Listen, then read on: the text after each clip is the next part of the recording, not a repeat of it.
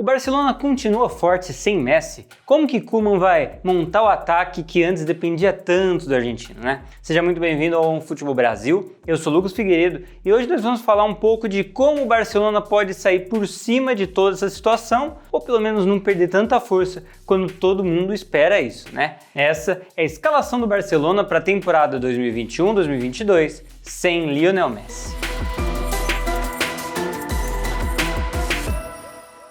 Eu tive que fazer esse remake da escalação do Barça porque sem Messi tudo muda, né? Lógico que ainda mantendo muitas coisas, como por exemplo, as opções de Koeman. Ele que era criticado no começo da temporada passada, agora tem uma confiança da diretoria e um pouco dos torcedores. Ele ainda não provou ser um técnico dos melhores do futebol mundial, mas tem feito um bom trabalho e é apaixonado pelo clube. No fim da última temporada, o treinador apostou em uma formação com 3 zagueiros, principalmente com o intuito de dar mais liberdade aos laterais e garantir uma boa saída de bola, né? Até por isso, chegou a utilizar o De Jong como defensor. Mas o De Jong tem um momento fantástico, apoia muito bem o setor ofensivo e seria um desperdício segurar o tão recuado. Tanto que nos últimos jogos, Koeman não abriu mão nem de colocar Busquets para liberar ainda mais o holandês. Isso significa que temos 3 posições na zaga. A grande questão é quem vai ocupá-las, né? Porque, Eric Garcia deve estar presente pelo menos nos primeiros jogos, principalmente pelo lado direito. O seu rendimento deve definir também o futuro dele na titularidade. Ronald Araújo e Oscar Mingueza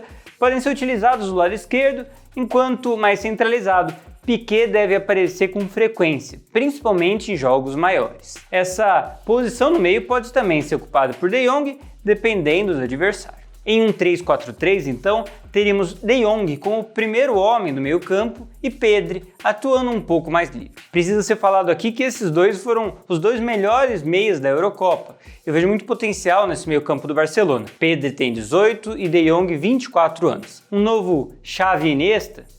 Nem tanto, pelo menos por enquanto, né? Mas é uma renovação de altíssimo nível que a gente não vê em outro clube europeu, não. E quanto aos alas, ainda se mantém Alba pela esquerda e a provável entrada de Emerson pela direita. Isso acontece por alguns motivos. Dest é a opção mais versátil que Emerson, mas está em um mau momento. Como um pedido especial de Koeman, Emerson deve ter mais oportunidades nessa temporada. Dest pode inclusive jogar do lado esquerdo se necessário, algo que ele fazia com frequência no Ajax, mas lógico que o Alba ainda deve ser titular, né? Depois de tudo isso, chegamos no ataque e é aqui que a gente precisa falar do Messi. A saída dele do time tem um peso moral muito grande na estrutura do Barça. A gente está falando do maior jogador da história do clube, considerado por muitos o melhor jogador da história do futebol. Mas já que não tem mais volta, Koeman precisa usar isso a seu favor. O Messi era o centro do time, sendo inclusive nas últimas 2 temporadas o jogador que mais foi alvo de passes dentro da La Liga. De Jong, Busquets, Pedri, todos buscavam o argentino. E isso não só por vezes sobrecarregava ele, como limitava as opções ofensivas do time. Em nenhum momento eu estou discutindo a qualidade do Messi, né?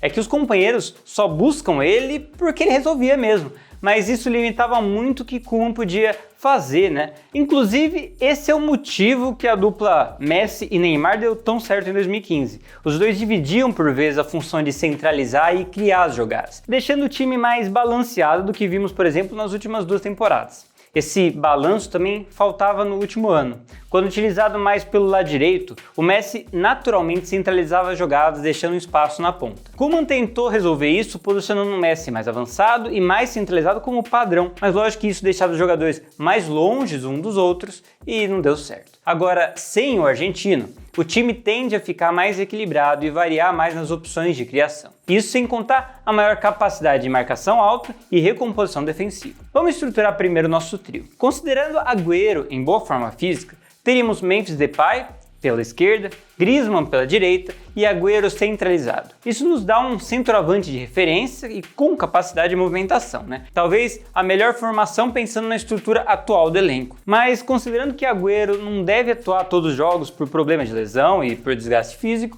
teríamos Depay centralizado, com Griezmann pela direita e uma vaga na esquerda que seria disputada por Philippe Coutinho, Dembélé e Bright White. Em boa forma física, eu acho que Coutinho serve mais essa formação, mesmo com o Bright White tendo feito um jogo fenomenal contra o Real Sociedad. Eu gosto dessa formação porque ela usa Depay como um falso centroavante, né? Mais ou menos como ele jogou na primeira rodada da La Liga. E cara, como que ele jogou bem, né?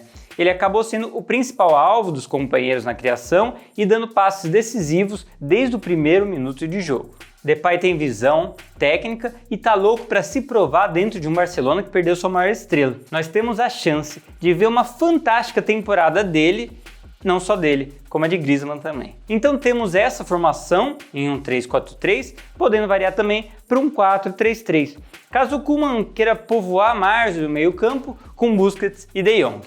E aí, qual das duas você mais gostou?